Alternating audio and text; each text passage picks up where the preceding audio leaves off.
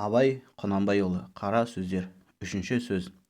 Қазақтың бірінің біріне қас күнем болмағаның, бірінің тілеуін бірі тілеспейтұғынының, рас сөзі аз болатұғынының, қызметке таласқыш болатұғынының, өздерінің жалқау болатұғынының себебі не? Хәммә ғаламға белгілі данышпандар әлде қашан байқаған.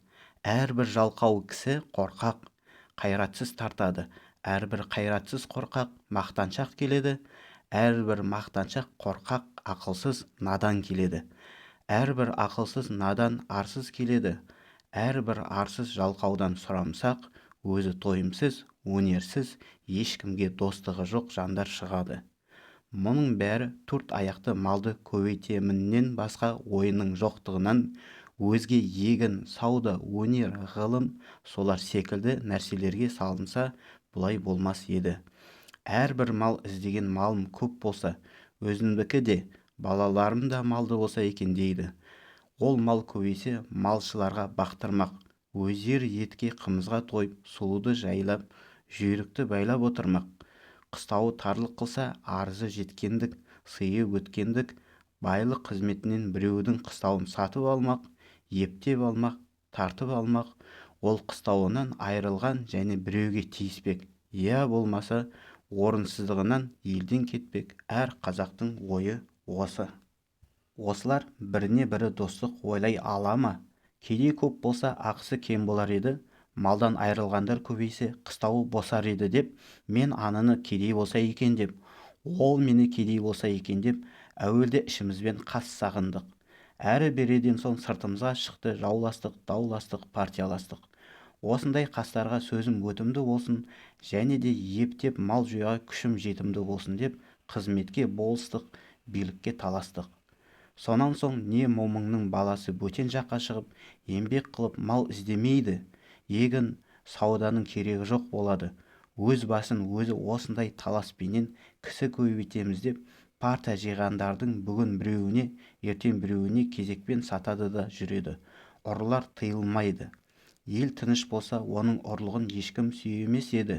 Ел екі жар болған соң, кім ант ішіп ақтап, арамдығын жақтап, сүйеймін десе соған жақ болып сүйеніп, бұрынғыдан ұрлығын әлденеше есе асырады.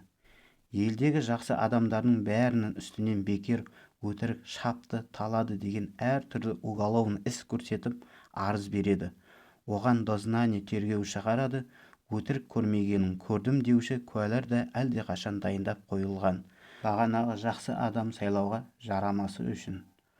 Ол адам басын құтқармақ үшін жамандарға жалынса, оның да адамдығының кеткені. Егер жалынбаса, тергеулі сотты адам болып, ешбір қызметке жарамай, басы қатерге түсіп өткені. Ол болыс болғандар өзі қулық арамдықпенен болыстыққа жеткен соң, момынды қадірлемейді, өзіндей арам қуларды қадірлейді. Өзіме дос болып жәрдемі тиеді деп, егер қас болса, бір түрлі өзіме де залал жасауға қолынан келеді деп. Осы күнде қазақ ішінде ісі білмес, кісі білер деген мақал шықты. Оның мәнісі ісіңнің түзелігінен жетпессің, кісіңнің амалшы айлалығынан жетерсің деген сөз. 3 жылға болыс сайланады. Әуелгі жылы сені біз сайламадық па деп елдің бұлданғандығымен күні өтеді. Екінші жылы кандидатпенен анысып күні өтеді. Үшінші жылы сайлауға жақындап қалып, тағы болыс болып қалуға болар ма екен деп күні өтеді. Енді несі қалды? Осы қазақ халқының осындай бұзықшылыққа тартып, жылдан жылға төмендеп бара жатқанын көрген соң, менің ойыма келеді. Халықтың болыстыққа сайлаймын деген кісісі пәлен қадірлі орысша образование алған кісі болсын. Егер де орталарында ондай кісісі жоқ болса, яки бар болса да сайламаса, уездный начальник пенен военный губернатордың назначениесімен болады десе, бұл халыққа бек пайдалы болар еді. Оның себебі, әуелі қызмет құмар қазақ балаларына образование беруге ол да пайдалы іс. Екінші, назначениемен болған болыстар халыққа міндетті болмас еді, ұлықтарға міндетті болар еді.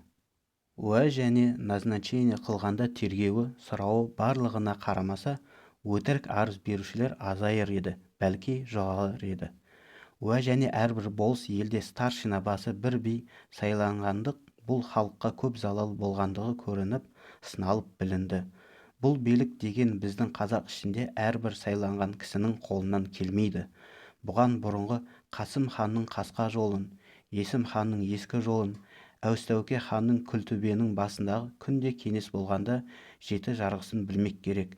Ол ескі сөздердің қайсысы заман өзгергендікпенен ескеріп, бұл жаңа заманға келіспейтұғын болса, оның орнына татымды толық билік шығарып, төлеу саларға жарарлық кісі болса керек еді. Ондай кісі аз, яки тіпті жоқ. Бұрынғы қазақ жайын жақсы білген адамдар айтыпты, би екеу болса, дау төртеу болады деп. Оның мәнісі тақ болмаса жұп билер таласып, дау көбейте береді дегенмен айтылған сөз. Өйтіп бей көбейткенше әрбір болыс елден толымды білімді 3-ақ кісі билікке жыл кесілмей сайланса, олар түссе, жаманшылығы әшкере білінгендікпенен түссе, әйтпесе түспесе.